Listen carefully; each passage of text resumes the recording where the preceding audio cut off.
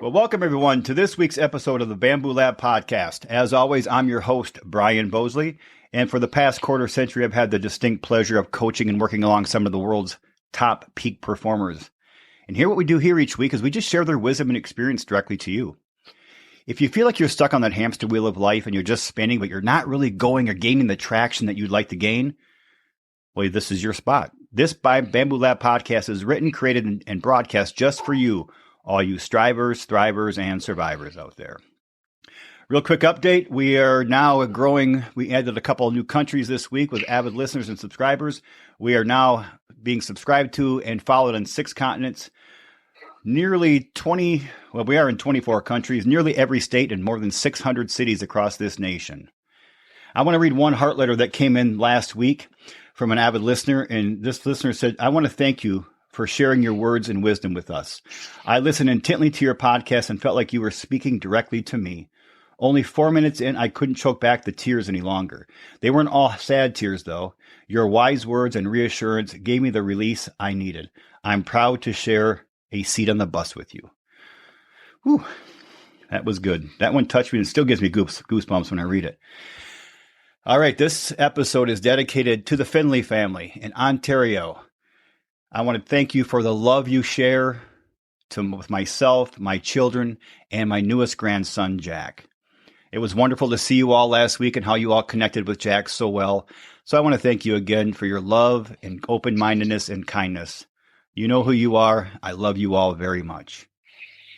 Let's dissect. All right, this episode, I've been waiting to get this fella on here for a while, but he's a busy man doing some fantastic things in his life. So I'm so honored to read a little bit about my special honored guest today, whose name is Derrick Kinney. Derrick is married to Kara, and they've been married for 28 years. They have 4 children, 2 boys and 2 girls, and he calls Arlington, Texas, his home. This guy is designed for success. Even though he might share a story about how he wasn't born to be successful, he became successful. He really works on helping people to change how they feel about money. He believes money is not bad and good people should have more of it. After applying these proven principles with thousands and thousands of clients, Derrick sold his multi-million-dollar business to teach these success tips directly to you. And he's the CEO of Good Money Framework and host of the popular Good Money Podcast. I'm going to say that again, Good Money Podcast. I recommend all of you podcast listeners out there to get on, find Derrick's Good Money Podcast, subscribe, give it a great rating. You're going to have to after you listen to it. I'm an avid follower. And then share it with others. Derrick visits with influential businesses and thought leaders to inspire you to make more money and to use it for good. Known for making complex financial topics easy to understand, Kinney is a sought-after guest on local and national media where he has been interviewed on CNBC, Fox News, CNN, Fox Business, PBS, Cheddar News, and the Wall Street Journal, among many others. If you want to connect more with Derrick, I would recommend getting on Instagram, and it's Instagram at DerrickTKinney.com, DerrickTKinney, at Derrick T. Kinney on Instagram. Well, I'll tell you what, his podcast is pretty amazing. He inspires me. In fact, when I started getting the idea from Dave Dick about podcasting back in November of 2021, Derrick's name was the first one that came up. And Dave Dick said, you got to connect with this Derrick Kinney guy. He's got some special things going in his podcast. He has interviewed Matthew McConaughey, Marshall Goldsmith, Ed Milet. In his podcast, when you look on at least one of the platforms today, all 5-star ratings across the board. And it wasn't just 5 ratings. There were hundreds and hundreds of ratings. He's the author of a book called Good Money Revolution, which I'm holding in my hand right now. It came in the mail, and I just started skimming through it last night, and I've got some great questions. This is a book I needed to read right now, so I'm looking forward to him sharing some of the wisdom from the book. And from it, looking on Amazon, this book is a 4.8 out of 5-star rating. That is extremely rare in a lot of ratings. He's got testimonies in the book by Stephen Pressfield, who wrote The War of Art and Gates of Fire, and I've read both and loved them. Andy Andrews has a testimonial in there. He's the author of dozens of books. One that I loved was called The Traveler's Gift. So this guy is quite amazing. And I want to share with you, and I'm going to share this with you, audience, a few times today in this episode, is Derrick is willing to give away the first 5 chapters of his book. He's allowing you to read it to get a good feel for what his wisdom is. So if you want to get on goodmoneychapters.com, you can download the foreword and the first 5 chapters of the book, absolutely free. And then I think from there, you're going to order the book. So my new friend and someone I have been following and learning from over the past few months, Derrick, welcome to the Bamboo Lab podcast. Brian, thank you so much. What a fantastic introduction. And I take it as a real honor to be in front of a great audience like yours. I know you vet your guests so well, and to be one of your interviewees is a real honor for me. So it's a pleasure to be with you today. Pleasure is all mine, my friend. Pleasure is all mine. All right, Derrick, I'd like the audience to right away get to know who you are. So can you share a little bit? Tell us who Derrick is. Where did you come from? That's good. I ask myself that question almost every morning. Where do I come from? It's funny. You mentioned my wife and I live here in Arlington, Texas. 4 children. My daughter, 23, out of college now about a year and a half. My other daughter is a senior in college. And then my other son just graduated high school last year, and my youngest will be a senior in high school this year. So as we've always said, it gets better the older they get. So many people we would meet with talked about knowing the terrible twos, and we just renamed those the terrific twos. And we had that attitude growing up that it was more fun to walk alongside them. Even when things got hard, we just wanted to keep it as positive as possible. And especially with teenage boys, you've got to keep it positive for goodness sakes. But so growing up, I was born in Washington State, and my dad was a metallurgical engineer, super smart guy. Funny story, one time he went to Israel for 2 weeks on a business trip, and he was my math tutor. And you could just see my grades that when he left town, my grades left town as well because they plummeted. And when he came back, my math scores went back up again. So I was not the math or science guy like he was. But we moved 6 times before the 6th grade. He would either transferred or change jobs. So we land in Arlington, Texas in the 6th grade. And why I tell you that was I didn't grow up with a lot of really meaningful or deep friendships. We were sort of on the move a lot, and that would actually come back and really hurt me in my teen years. And, we're recording this, you can't see me, but my nose is bigger than the national average, Brian. And so that was something that I was teased about mercilessly growing up as a kid. It was very self-conscious for me. It was something that really held me back. And my mom, for some reason, when I was in junior high, gave me a book called Go For It by a woman named Judy Zarifa. And this book was basically how to survive the teenage years. And I had nothing to lose. And there was a book, there's a chapter in that book called How to Be Popular. And it really piqued my attention. And it talked about how to make friends and how to listen to people and how to be responsible. Well, I began to put those principles into practice, and it led me to build my confidence up. I was this sickly kid. I had asthma growing up. And I was the kid that they kept inside when all the other kids went out for recess because of my allergies and these kind of things. It was terrible. So the end of my sophomore year in high school, I get this bug to run for office. I'm going to work my way out of being teased and rise above the lack of being in the popular kids' gene pool. And I begin to come up with a game plan of running for student Congress president. And I looked at the school that I was in, and I saw all these pockets of kids. I saw the country western crowd and the band crowd and the academic crowd and all these people, but nobody really socialized. It was all very siloed. And I had this idea that came to me that I would get a picture taken with each leader of the groups of those people and have a poster board put above where they hung out in the school. And for example, with the rock and roll crowd, I remember it vividly, Brian. It said, "Hey, let's rock the vote for Derrick." And so it was a picture of me and at the time a guy named Rollin Curley.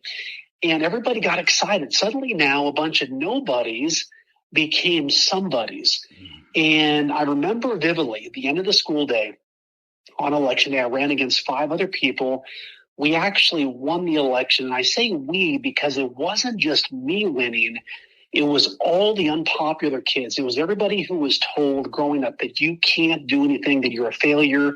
All the kids that weren't part of the in crowd, suddenly we were part of the in crowd because we redefined ourselves. And I've got my 35-year class reunion coming up in about 2 months. And people still talk about that day, Brian. It was the day that was liberating for all of us. But it taught me a principle that I have taken into business. And that is, it's not how smart you are. It's not how intelligent you are. It's not how many degrees you have.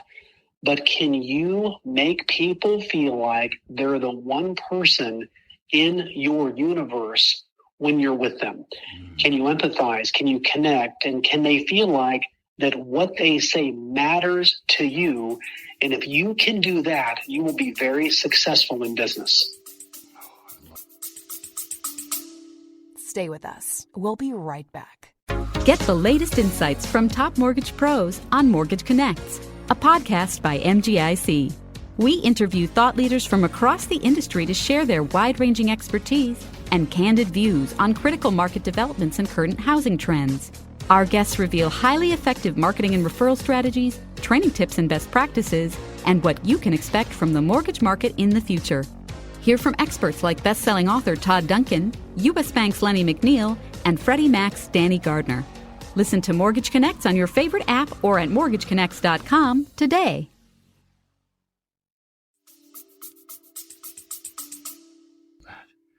You know, it goes back to something that we've talked about in previous episodes, Derrick, is when I share with myself, my family, my clients, and my listeners all the time that our primary role in life is to increase the sense of self-worth of other people. And how you do that is make them feel like they're the only person in the room when you're speaking with them. I love that. Thank you. So to ask you, so growing up, so you said you were the sickly kid. You had asthma, you had allergies. Obviously, you were picked on because of the size of your nose. And was there an inspiration later in life with that? Were you able to take that negativity and, as we term it, you go to the dark side, where a place where you can use some of those moments now to say, okay, I can use those feelings I had now for good. I can take those negative emotions that I felt as a teenager and as a child and use them as fuel for my success to continue to change the world. You know, it's funny, Brian, because I joke with my kids now that, kids, the size of your nose determines the size of your bank account.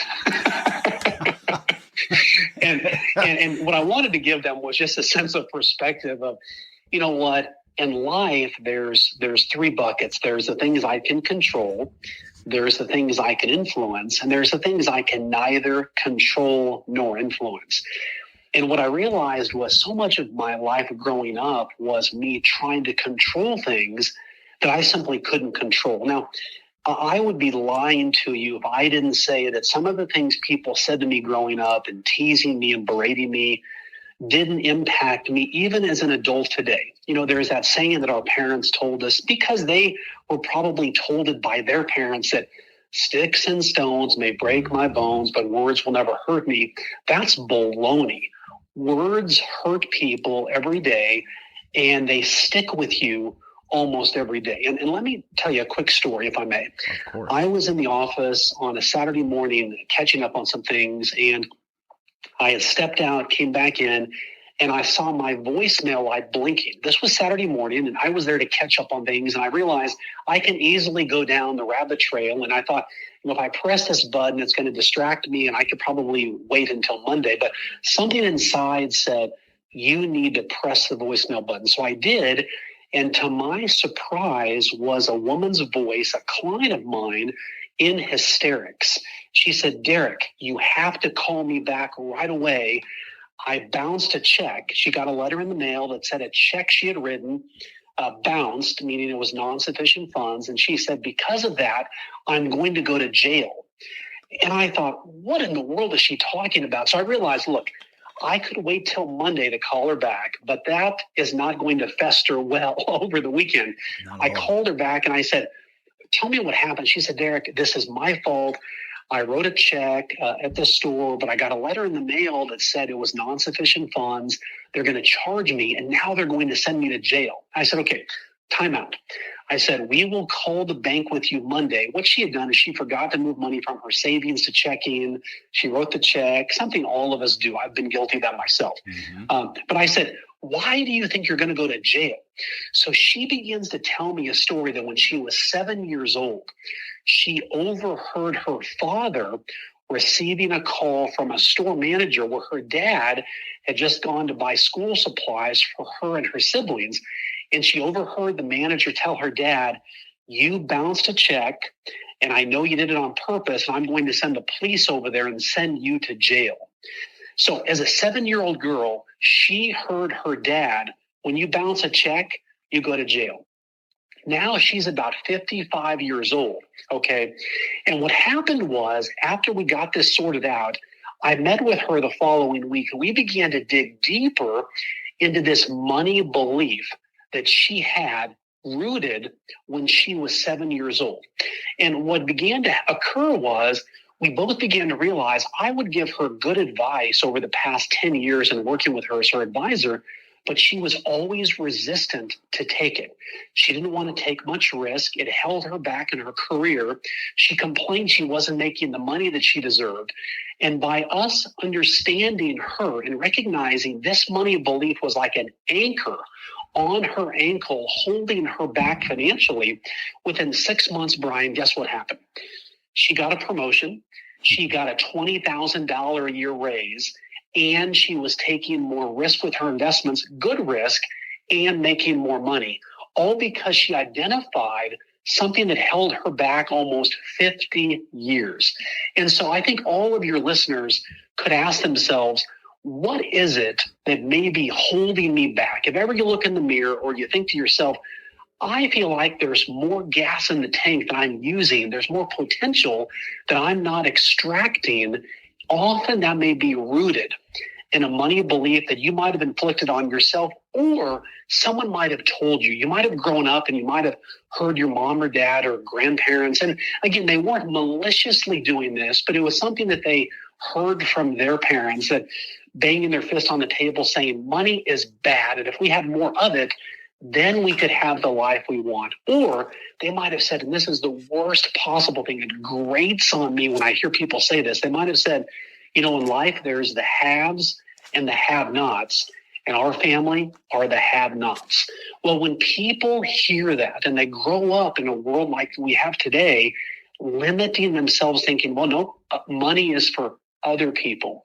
Opportunity is for other people. Owning your own business is for other people. You are doing the world a great disservice by robbing the world of the potential and the ideas you've got because of a money belief that's holding you back. That reminds me, when I was looking through the book last night, your book, Good Money Revolution, I really liked I think it was on page 141 in my book anyway, the 5 attitudes about money that hold you back. Can you expand on that for the audience, Derrick? Yeah, it's interesting because, all of us today as adults, we often have this impression that, my past is in the past and I'm an adult now, and the things I did as a teenager, things that I heard, those don't affect me. And that itself is a bad belief, because oftentimes how we view the world is shaped by those very formative years. For example, growing up, I'll tell you a personal story. My dad worked, as I mentioned earlier, as an engineer. So he would go to the office at 9, he'd leave at 5. He was home, around, but he was always complaining about wanting to make more money. And he would get side jobs and do things periodically, but nothing was sustainable for him. And he always came to the precipice of wanting to launch his own business, but he couldn't take the risk. Okay, so let me park there and tell you that when my first job out of college, my paycheck bounced twice. The boss would often tell us on Friday that, hey, by the way, Saturday is a work day. I'd have to call my wife and bust up our plans we had put together, and she was disappointed, as was I. And I was there a year and a half, and people ask, well, how long were you at your job? And I would say a year and a half too long.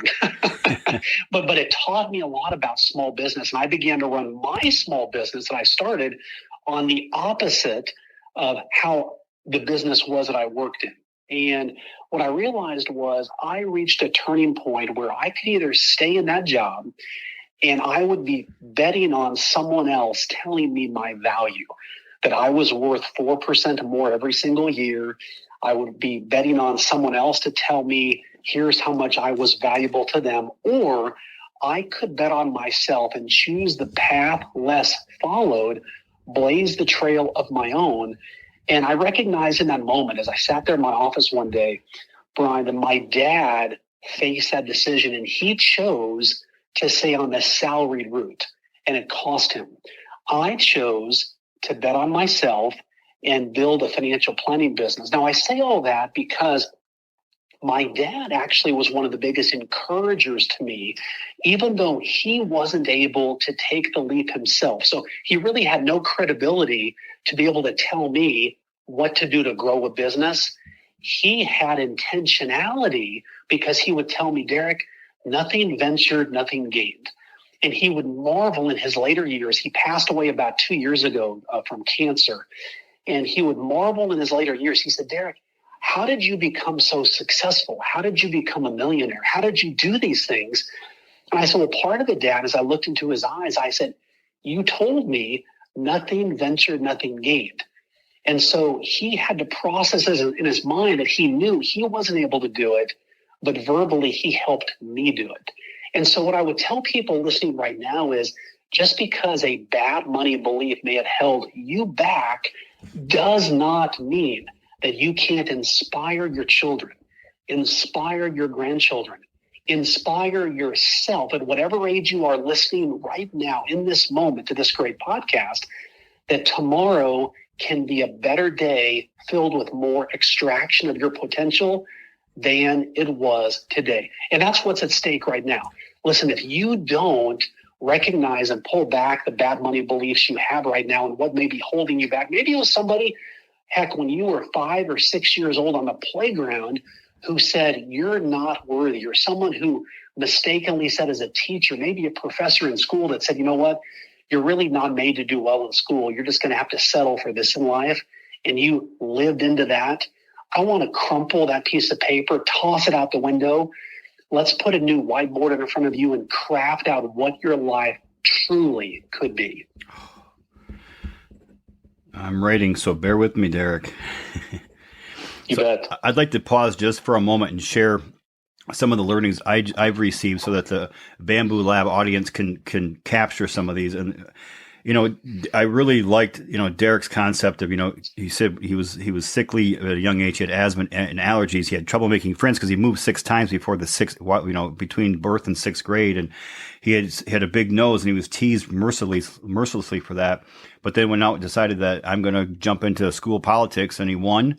And, you know, what he said that really inspired me was, we won. This was a victory for all the unpopular kids out there. And I mean, who looks at life that way? And it shows that it's a testament to Derrick and the person he is and the man he's become, both personally and professionally.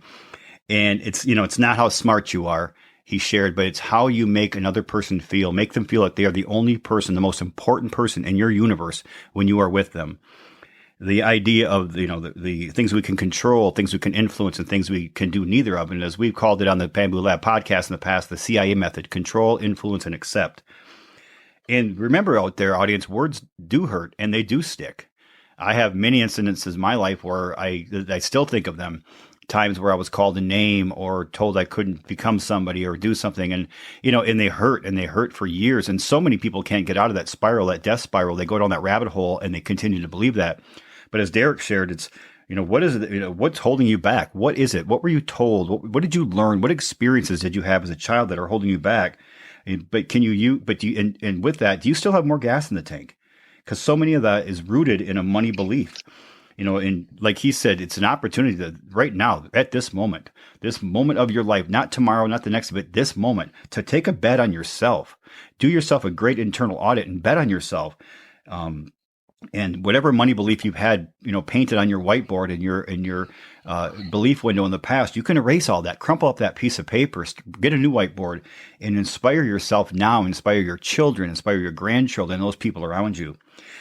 I just think that those are things, quite frankly, that I needed to hear today, and I just know that the majority of the audience out there from the Bamboo Lab podcast needed to hear these things as well. If you liked anything that or anything Derrick said, I think you probably liked it all, but anything that you like, please hit that like button. Smash that like button right now and follow us on Spotify, Amazon Music, and all the platforms we're on. We'd love to have you come aboard and hear more amazing wisdoms from honored guests like Derrick today. And also, I'd like to keep pushing. Get out there and follow Derrick's podcast, the Good Money Podcast, and get on goodmoneychapters.com and download the forward and the first 5 chapters of his book, because I'm excited to sit here tonight and do some reading. I'll have this book finished by Monday, that's for sure. So, Derrick, can you talk? And this was what I really liked last night. As I was going through the book, I stopped at the chapter that talked about giving money away. And it said, make more money so you can give more money away. I don't know if that was the exact verbatim title, but Good Money Giveaway, part 3 of the book. And the chapter 30 talks about giving money makes you healthier. Can you share some of that concept of how having more money is not the root of all evil? In fact, the opposite. Having more money gives you the opportunity to help others and help yourself and your family and the community and strangers at times, the world as a whole. And it also can make you more physically and emotionally healthier. Can you share with the audience a little bit about that? Sure. Yeah. And it's interesting because so many people think that money and the pursuit of money is bad. And I want to go down to the granular level here, Brian, and say, money is not bad. And good people, like your listeners, should have more of it. And when you begin to understand that money is not lumped into what I call the forbidden fruit conversations, okay, so we don't talk about sex, we don't talk about politics, we don't talk about religion, well, we certainly don't talk about money. And the problem is an entire generation of people are growing up where money is the basis of our economic system. And if you can understand money and be empowered by money and learn to use money as a tool where it becomes something that you help control and create more of it, it's perhaps the greatest lever for good that we have.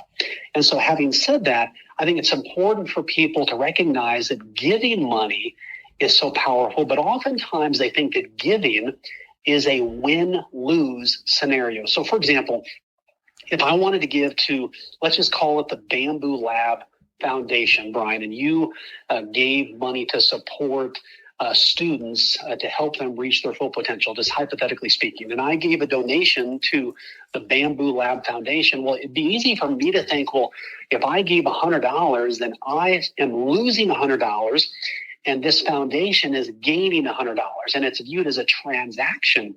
But in reality, what I want to change people's thinking is I'm making an investment, because by putting money into this foundation and it goes and gets invested into the lives of these young people, you don't know what that impact will be over their entire lifespan. So you're not just a giver, now you're an investor. And it's important for people to recognize, think about that feeling you get when you give money anonymously. For example, let's say that you identify a family, maybe a family member, a friend, and you put a little bit of cash in an envelope and you drop it into their mailbox, and it's a need they've got and you want to do your part. And you don't know what's going to happen, but there's this sort of this giddiness that you feel, this excitement you feel of, I just did something to help improve someone's life, and it will help make their life better. And then the poker face that you have to have when odds are that person will come to you and say, you're not going to believe what happened. Somebody left money in my mailbox, and you got to hold back the smile and all those positive emotions that you feel when you recognize and see in their eyes how you have made their life better.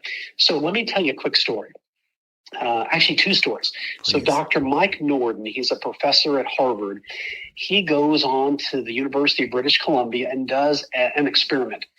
And he identifies 10 students, and he gives half of them $20 and says, hey, by 5 o'clock today, I just want you to spend this on yourself. And so that group of students goes out and they might buy a candy bar or snow cone, something go to see the movies. The other group of students, they say, by 5 o'clock, I want you to give away this $20. And so they might buy a teddy bear and give it to a relative or family member. They might give the money to the homeless, to a food bank. They might take a friend to go see a movie who can't afford it. And so at 5 o'clock that day, then all the students are brought in, and Dr. Norden and his team interview the students. And earlier they had kind of gotten a baseline of how happy are you feeling right now. So they wanted to see that by spending the money on themselves or by spending the money on others, what impact would it have on their happiness? And what they found was that the people who spent the money on themselves, well, it momentarily was nice. It didn't have any lasting impact. But the people who gave the money, they measured their happiness level was dramatically higher, and it stayed higher up to 48 hours later. And so what we know is that even if it's a small dollar amount, when you give it to other people, it not just makes you happier, but now we know it actually makes you healthier. There's reports and studies and doctors' assessments that will tell you that when people have a more positive frame of mind, which often comes from giving because of the endorphins they feel and the positive nature that they feel, it actually reduces their blood pressure, reduces their cholesterol, all these things. So another story I'll tell you, in the book I mentioned a woman named B. Bocalandra. She wrote a book called Do Good at Work. And B was an early endorser of my book and just a good collaborator.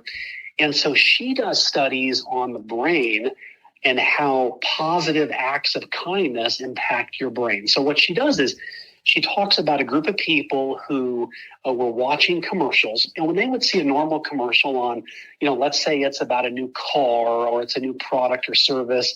Okay, you see it, it looks cool, and then you kind of move on. There's not a whole lot of emotions that your brain is directing toward that commercial. But when those people saw a commercial about, let's say it's a new car company and it's an electric car company, and with every purchase, they're making a donation to make the world better or to clean up the oceans or to help local communities invest in their schools. Well, now they registered in those people's brains this emotion. And get this, it's similar to looking into the eyes of someone you love. You think about that emotion of the person you love the most and how when your eyes meet, there's this euphoric feeling. That's what it was in people's brains as they saw a commercial where the company was giving back. And so what we know is that giving not only makes you happier, makes you healthier, but for any business owner listening right now, this could be your golden ticket to differentiate yourself, or as I like to call, decommoditize yourself from all the other similar businesses in your local community, whether you're the attorney, CPA, the realtor, you've got the coffee shop, the dry cleaners, whatever you're doing, giving and adding a component to what I call your generosity purpose, a cause that you are passionate about. For example, for me, it's helping young people and investing in their lives and helping educators and recognizing high quality teachers and high quality students. And even as I built my financial planning practice over 25 years, the linchpin that helped grow it was people would call and say, Derrick, I want to work with you and have you invest my money because you care about the same things I care about, which was education. And so business owners listening right now, if you can pick a cause that you are passionate about, let your customers know, hey, as a portion of all of the business we do, we're going to be giving money to help this cause. You will see your business grow. You're going to feel better about your business. You're going to be healthier. You're going to make more money that you can then do more good with. It's just a beautiful cycle that continues to keep revolving, thus the term good money revolution. And I think at times, Derrick, giving away can actually save lives. And I mean that, obviously, it can in many ways. I'm going to share a quick story where your words were put to good use. When my son was just slightly over a year old, actually he was 13 months, he had asthma. At the time, they didn't want to define it as asthma, but he had difficulty breathing. And I was just recently married, a little over, a year and a half or so, 2 years. And I had inherited 3 stepsons, amazing stepsons. But I had to kind of shut my business down to some degree because I was traveling so much and I didn't want to do that with the new family and a new baby on, coming aboard and then coming into the world. So we weren't really doing exceedingly well financially. We were strapped. We were pinching our pennies until they scream. But I decided on that Christmas to adopt a family through our church. And we got a family, and we were fortunate that we got some donations from some stores, but we put a substantial amount of our own money into this kitty, and we adopted this single mother with 3 kids. And on Christmas Eve, we went to their house in the inner city of Grand Rapids. Now, we lived about 25 miles south of Grand Rapids. And we got there, and we were greeted, with just open arms. And we walked in. They had a small Christmas tree. They had no beds. We bought sheets and blankets and pillows and toys but they didn't have beds. So we finally were able to get some beds donated a few days later. But the rest of the story goes as such. We were driving through the city at roughly 7:30 on Christmas Eve to go back home, which again, we were 25 miles out of the city where we lived. And I turned back and looked at my son as I was driving through the city. And I looked at my wife at the time. I said, he does not look good. And I said, there's something not right the way he's breathing. So I said, we're here. Let's pull into the ER. Well, we did. And thankfully we did. They rushed him in. And the doctor said, had you gone home or had been home, you never would have made it in time. He wouldn't have survived. His oxygen level was at such a low level. Wow. And we were in the hospital for 4 days during Christmas of that year. But just being in town, doing that, working with that family that was, clearly was dealing with a lot of poverty, that just being there, doing that saved my son Dawson's life. And so sometimes the act of giving has an effect that you have no idea. You could never put a number on it, or you could never measure it had you not done it. So I think that your words are so profound. And I think so many of us have enough to give, even if it's a small amount. We have it. And when you do, it tends to spread, and it gives you a euphoric feeling. It helps your, blood pressure. It helps your anxiety, and can help depression and things of that nature. So thank you for sharing that. I'm so excited to read Good Money Revolution, and I'm so excited to have my audience out there listening to you speak, and to hopefully many of them, or most of them, are going to get out there and order the book on Amazon. Highly recommended by many people, and it's going to be highly recommended by me as I finish it over the next few days. So to recap real again here, what Derrick said is, he bet on himself. But what I really liked about this is the greatest lever. Sometimes giving money away can be the greatest lever for good. It might be the most powerful thing we can do. Giving away is not a loss. It's not a win-lose situation. It's an investment. And in the next generation, it's an investment in other people. That investment can pay off for you, or maybe for your children or grandchildren, or for somebody else. But that type of goodness spreads. So if you're a business owner out there, even if you're an individual, not even a business owner, and you want to differentiate yourself and make yourself just healthier emotionally and physically, pick a cause that you have a passion about and give to it. And make that your generosity purpose, because money is not bad, and good people should have more of it. I want to stress that. That's going to be, I think, that's the working title of today's podcast, I think, for sure. Money is not bad, and good people should have more of it. And all of you in the Bamboo Lab podcast listener world, you are all good people, and you should have more money. So if you like what Derrick said, please smash that like button. Follow us on all the platforms we have out there. Derrick, what is the most difficult thing you've ever gone through in life?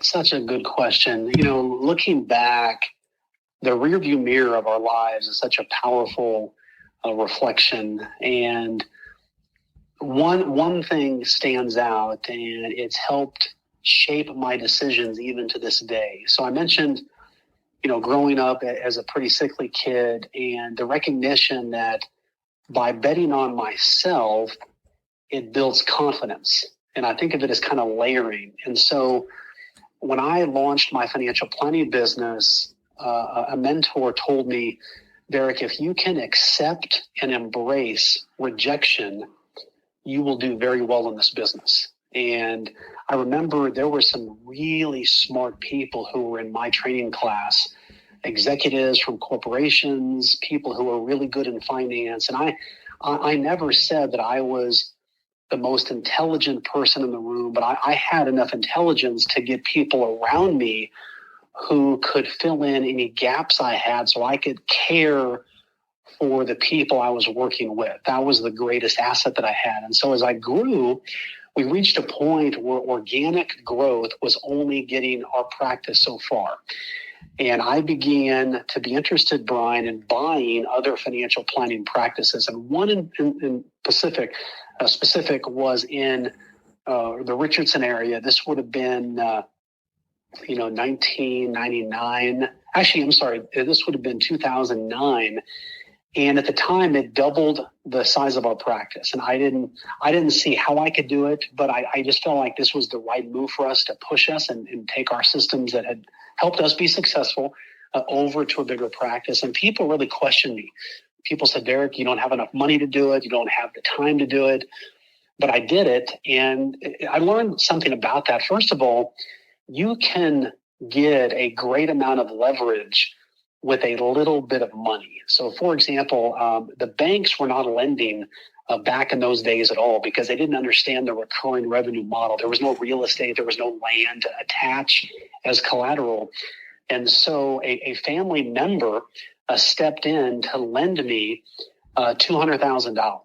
Okay, so I put down $200,000, and this practice was generating well over $1 million of recurring revenue. And so with a little bit of money and belief in myself, suddenly now I had a business that was generating quite a bit of money.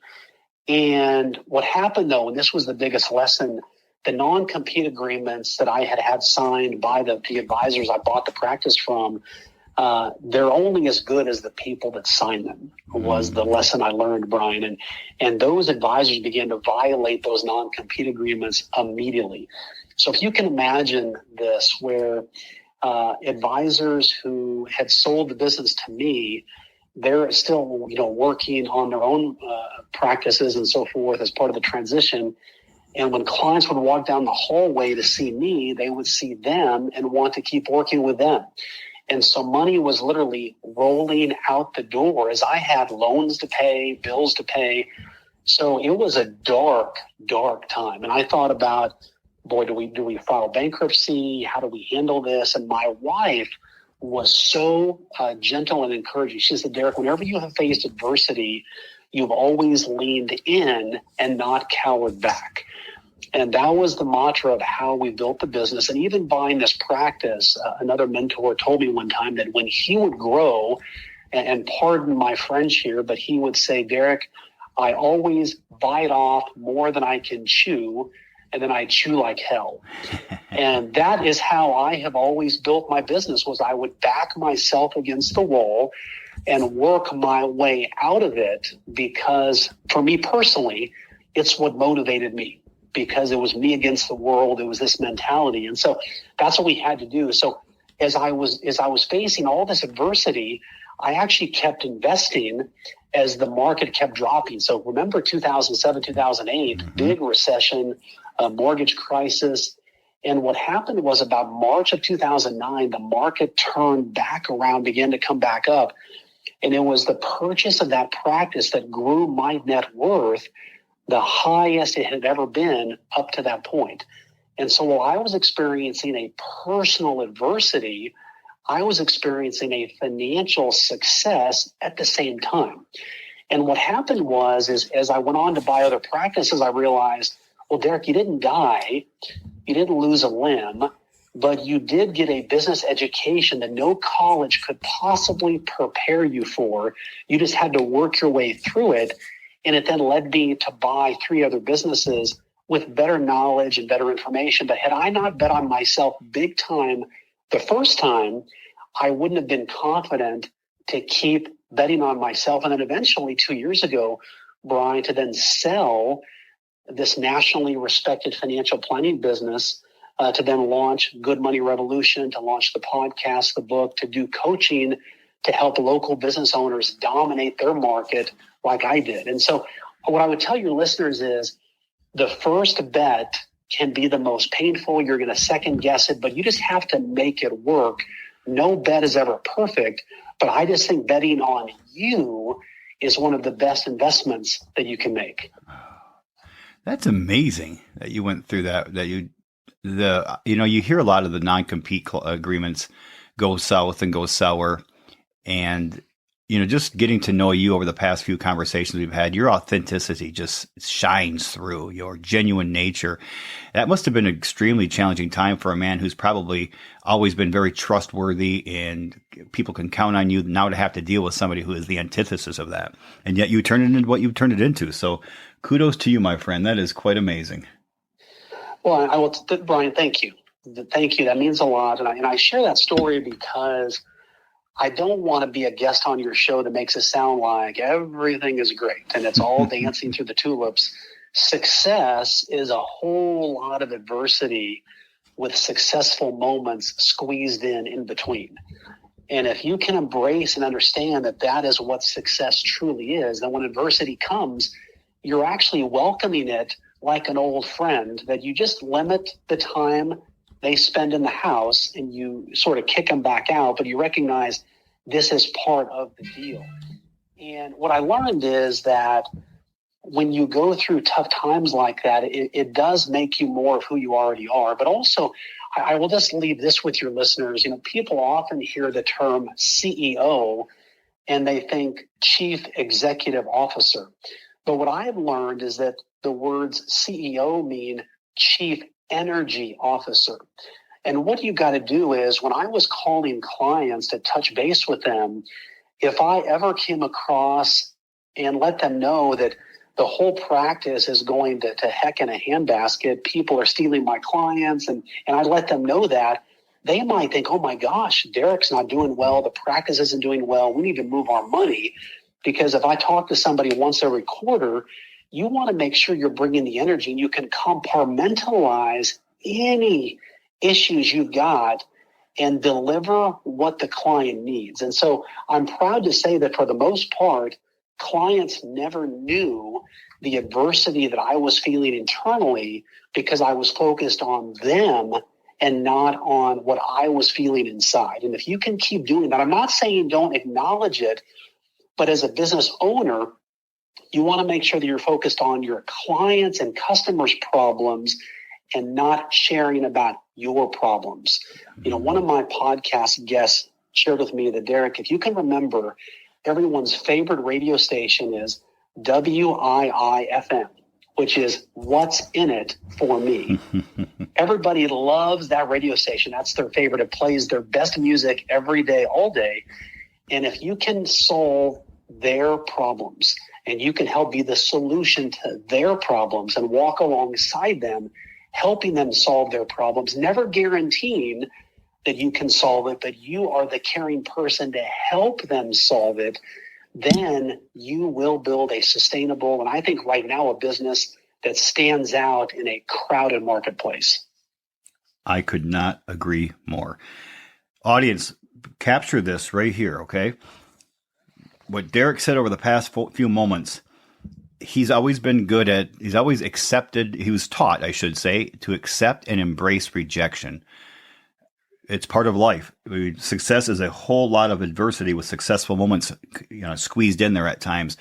We have to lean into it. And I think what Kara said when she told Derrick during those challenging times of adversity is when you have faced adversity in the past, you've always leaned into it. You've never cowered away from it. Those are lessons we can all live by, conquering those rational and irrational fears on a consistent basis. So when you face adversity, audience, lean into it. Do not cower from it. Accept and embrace the rejections and adversities of life, because that's what success is. A great deal of that with successful moments squeezed in. And you welcome that adversity like an old friend, but you don't keep it long. You kick it out and go back to the successful moments as often as you can, and you keep plowing forward. Derrick, one more question before, I guess two more questions, but what is a win for you in life? What would you consider a triumph? A win for me is investing in other people. Okay. And what I mean by that, and I think it ties in with the book Good Money Revolution, what I like to practice is, so many people think that, well, if I'm going to give or make an impact, it has to be this significant dollar amount, or it's got to be a significant addition to their life. And sometimes it's as simple as if I know my niece or my nephew or a young person that I know wants to go into real estate, and I go to Barnes & Noble and I buy them a book on how to be successful in real estate, and I write a note on the inside of the book, and this is the key. Hey, dear Tom, I want you to know how much I believe in you and how I believe the best days are yet ahead for you. I hope this book brings out the best in you. Warm regards, Derrick.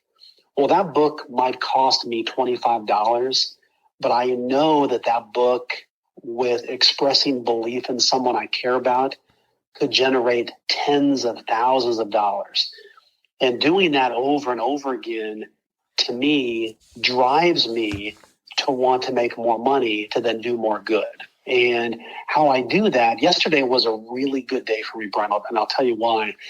I time blocked extremely well. And there's a principle called Parkinson's Law that you're probably familiar with that basically says the amount of time that you give to a project, that will be how much time it takes to complete that project. Okay, so if I just have a to-do list and I say, okay, I need to do podcast prep, I need to write a chapter in my book, and I need to work on a talk, and I have no time frame, one of those could easily take all day. But if I say I'm going to work from 8 to 8:30 on podcast prep, guess what magically happens? My podcast prep is done by 8:30. If I say I'm going to work on my talk from 8:30 to 9:30, miraculously, during that hour, I get it done. Now, having done all that, I put my phone on Do Not Disturb. I typically move it to the next room so there's not a distraction there. But I'm focused on scheduling my productivity. So yesterday, I got an immense amount of work done because every hour and every 30 minutes, okay, here's the time I've got, and this is all you've allocated. You've got to get it done.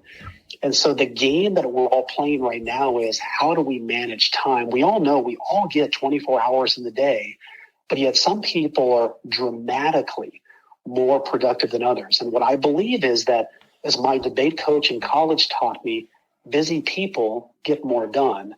The more compressed your schedule is, you're going to force yourself to be more productive. But just try it and schedule how long it will take. Just like you're visiting with a person, visit with your task and have a successful conclusion and get that task done in the time you give it, not what it gives to you. I love that. You know, you just made me take a sticky note out and put time blocking on it, because that's something I've gotten away from over the past few years.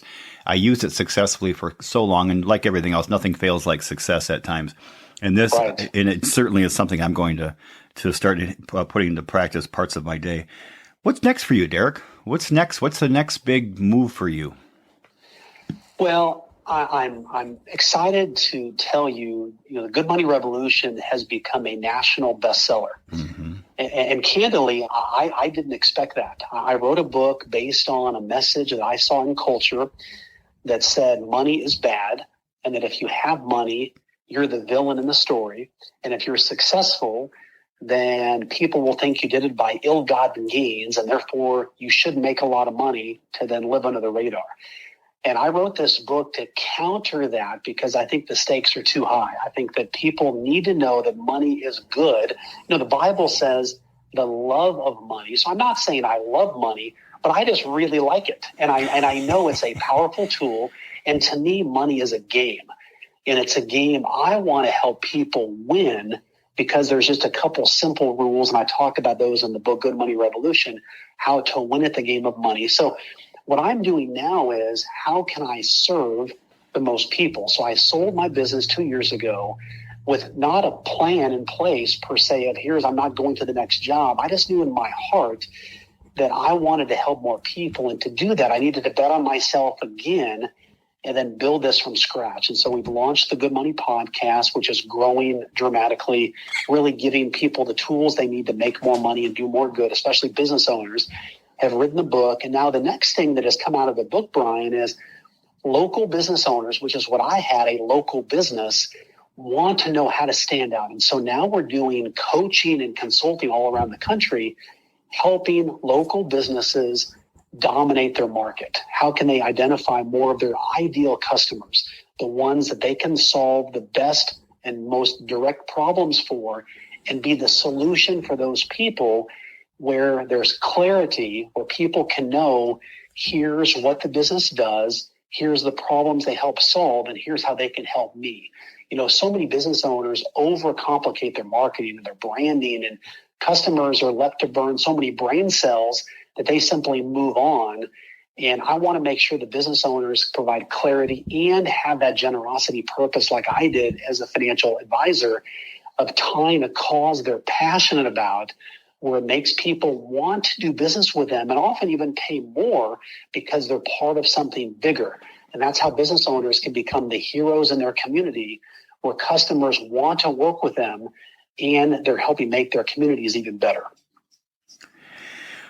Well, I'm going to quote Kara again, because as you continue to grow and expand to an international level with your book and the podcast and your coaching and consulting, you're going to reach adversity. But what you do, Derrick, is far too important and necessary for you to ever cover. Continue to lean, my friend. Continue to lean into those adversities, because you are an amazing human. And I've learned so much more about you in the past 55 minutes that has made me excited. I was sitting here thinking, when I started thinking about podcasting in 2021, this right here, these past 55 minutes, it just hit me. This is why I started podcasting, to meet and share with my audience amazing people like you, who are really, like I said, clearly authentic and very genuine, and seeing what you're doing to make the world a better place. I'm happy to share the species that we share together, my friend. I really am. You're quite amazing.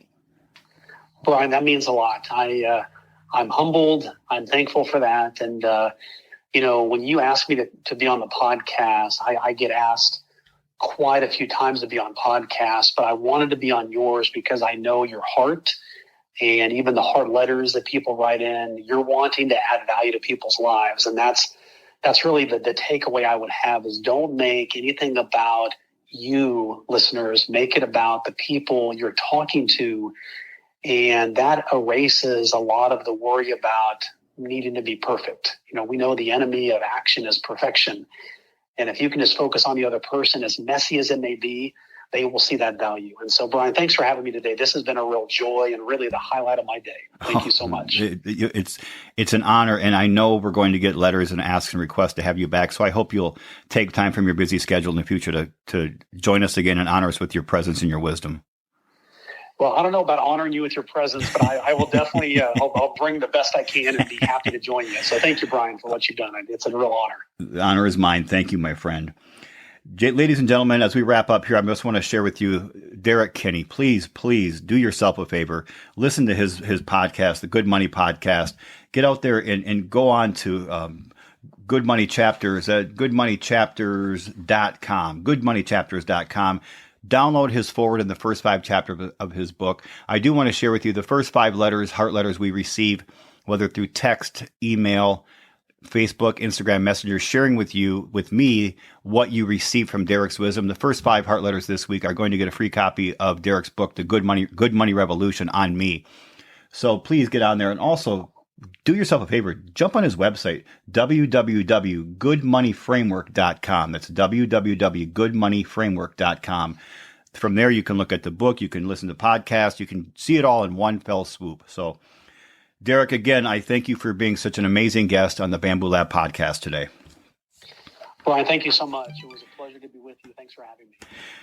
Well, everyone, we're wrapping up now. So please, if you've loved, and I'm sure you have, the wisdom Derrick shared, please smash that like button on your phone or computer or wherever you're listening today. And get out there, please.